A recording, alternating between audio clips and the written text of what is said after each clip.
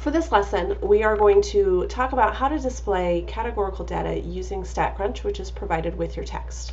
So before we start using StatCrunch, it's important to know where to find it. So as you can see, I'm in a statistics course, and on the left you should see a My Stat Lab tab. Clicking on that, I have far more options than you. The right side is all in the structure options, so you should see everything in the left-hand column here. And there's two choices. If I click on all assignments, then it just takes me to the assignments that are available right now, and that's not what I want. So don't click on all assignments, click on My Stat Lab Course Home. Notice that the view will be much different because I can see all of these things on the left side. That's what you want. Then I can choose homework or quizzes and tests, etc. What I can also choose here is obviously my gradebook or StatCrunch, which is what we're going to use. So StatCrunch takes me to sort of this generic screen where I can see my textbook. Then I have to click on StatCrunch website and then open StatCrunch to get to the actual StatCrunch screen. Now from here, I want to be able to do some things with data, so I need some data to work with. Clicking on data, I can either load from a file, so if you have something saved to your computer, you can certainly do that. I'm going to go to Excel, and this is data from our class, Categorical Weather Forecast. And I'm going to Command C on a Mac or Control C on a Windows. Now from here I want to paste, but I have to be very careful. If I paste starting here, then row 1 will contain the forecast and actual weather data labels, and I don't want that. So instead, I want to come to var 1 and Control V, and notice now that it's in row 1 is actual data as opposed to my data labels, and up at the top I've got my data labels. So that's how we're going to copy and paste. You can also, of course, you could have loaded from a file if you had it on your computer.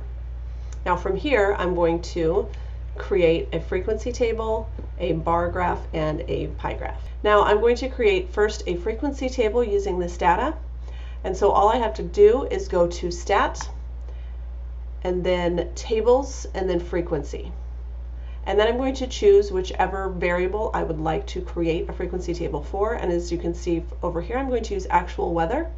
So I'm going to click actual weather, and then there are several options that you can choose from. Where would be if you want to paste it somewhere else. Group by, we're going to discover this in the one that you do yourself, but if I wanted to actually go by forecast or by actual weather, etc., it would create more than one frequency table. I'm only going to create one for actual weather. Here I've got different options. I can choose frequency, relative frequency, percent of total, cumulative, etc.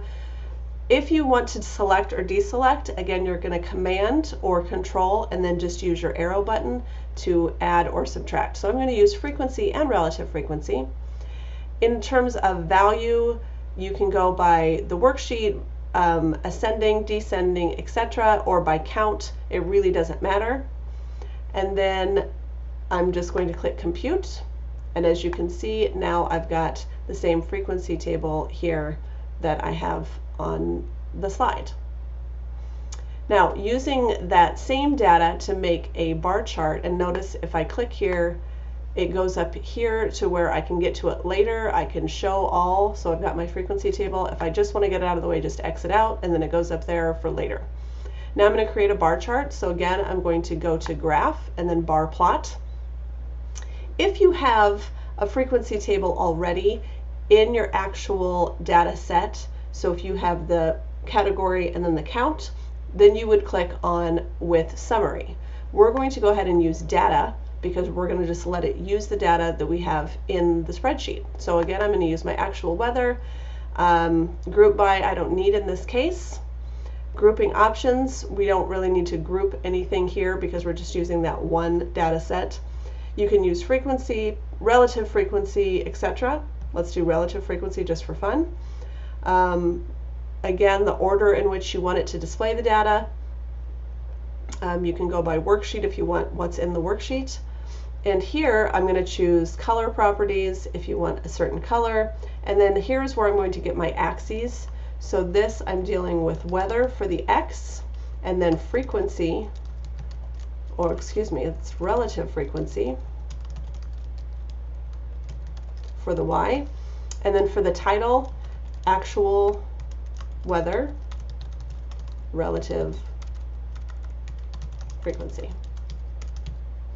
Oh, goodness.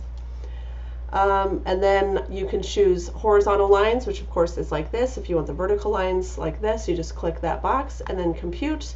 And notice now I have my actual weather relative frequency table.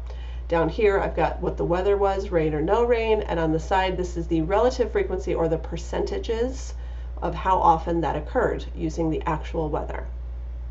Same options for if we're going to actually make a bar chart. So again, over here, making a bar chart. Oh, unselect that. I'm going to graph, pie chart. I think I said bar chart. I meant pie chart. I was distracted. And again, I'm going to use my data.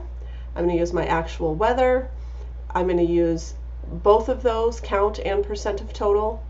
I don't care the value. You can choose whichever color. I think I chose soft for this one. Notice the nice pretty colors. And then of course my title, which is actual weather relative frequency. Oh my goodness. And then compute, and now I've got the same bar chart. Again, you can always click on options and edit to go back in and change what you want. In this case, my start angle was 0. If I wanted to start at 90, notice it's the same.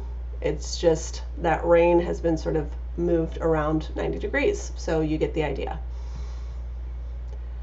I would like for you to try each of those using the categorical data of blood pressure.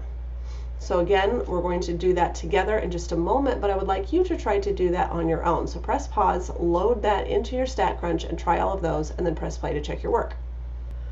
Okay, so I'm going to create a frequency table, a bar graph, and a pie graph all in StatCrunch using my blood pressure data. I already have that data saved on my computer, so I'm going to go to Data, Load from File, and on my computer, I'm going to choose the blood pressure data.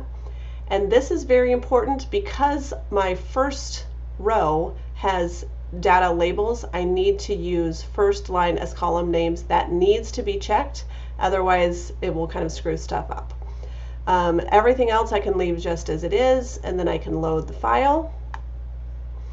Wait for it to load, and now as you can see I've got blood pressure, age, all of that.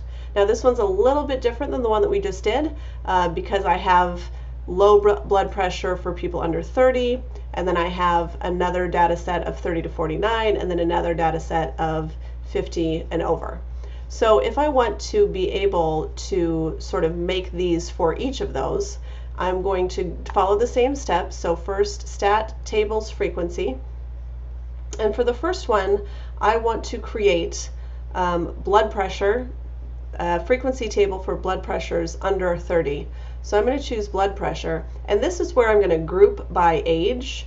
So it's basically going to make one for people under 30, for people 30 to 45, for people over 50, etc. Everything else is the same. I can compute, and as you can see, I now have all three of these. If I ever needed to paste that back over to my spreadsheet, for this one, this is under 30, say for a case study, I would just take a screenshot of just that one. On a Mac, that's Command-Shift-4. On a Windows, you're just using the snipping tool. But I can also copy here and Command-C and then bring it back over to my data set. That's really not necessary. As you can see here, I just took a screenshot of the bottom. Then of course I'm going to do the same, and I'm going to make a graph and a bar chart. Again, I'm using my data. I'm not going to use my summary. I'm going to use my data, which is again blood pressure and grouped by age. And again, I'm going to use relative frequency, or you can use frequency. It really doesn't matter.